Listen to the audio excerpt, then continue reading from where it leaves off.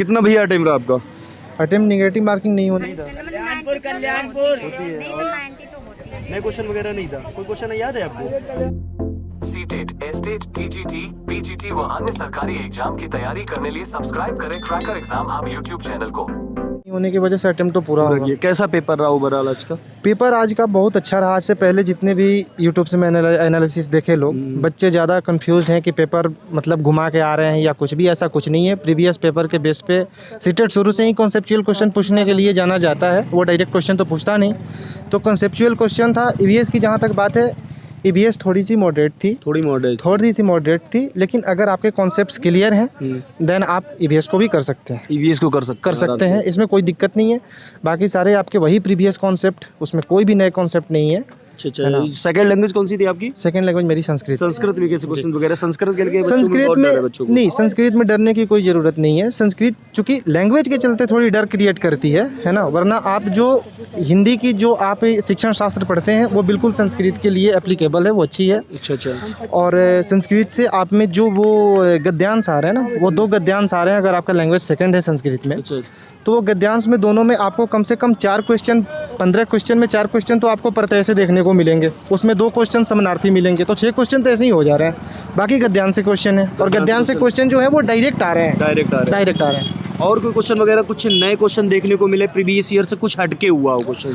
Previous year से हटके मुझे कुछ नहीं लगा ऐसा। अच्छा, आपको कुछ नहीं लगा? सीडीपी में कैसे क्वेश्चन वगैरह आ रहे हैं? सीडीपी के क्वेश्चन मुझे लगता है कि जितने भी सेक्शन है, 4-5 सेक्शन, सीडीपी अगर डायरेक्ट उठ के आ रही है तो सीडीपी ही आ रही है। अच्छा। और कोई क्वेश्चन मैथ्स में? हाँ, मैथ में वैन हिले का एक स्टेटमेंट डायरेक्ट उठ के आया था। हाँ, उसमें कोई दिक्कत नहीं है। और जो जॉर्ज पोलिया वगैरह है, ये सब क्वेश्चन कुछ नहीं आया था। और बाकी मैथ से शिक्षण शास्त्र में भिन्न वाले क्वेश्चन आए थे।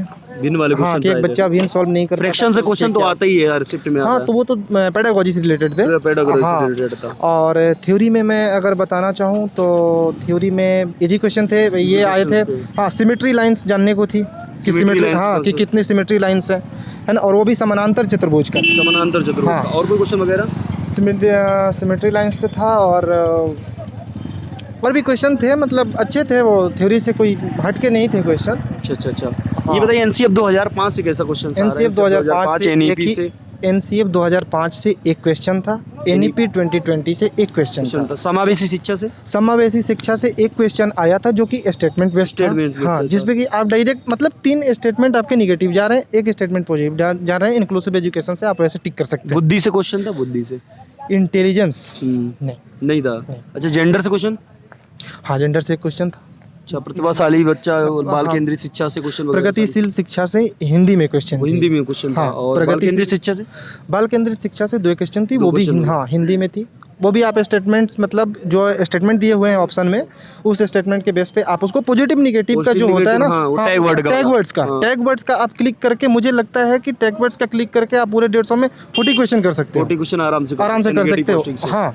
और कोई क्वेश्चन कुछ नया डिफरेंट कोई देखने को मिला? ओवरऑल दिए अटेम्प्ट आज ओवरऑल पेपर पूरा आपने 150 देखा होगा, तो गुड अटेम्प्ट कितना जा रहा होगा? बच्चे कितने अटेम्प्ट कर सकते हैं? देखिए, अटेम्प्ट अगर आपने प्रीवियस पेपर को मद्देनजर रखा है और आपने अगर पेपर पे टाइम दिया है और मॉक दिया है, तो आप विदाउट तुक्का को छोड़ के 130-35 कर सकते हो आराम से। 130-35 कर सकते हो अगर आपने मॉक करा।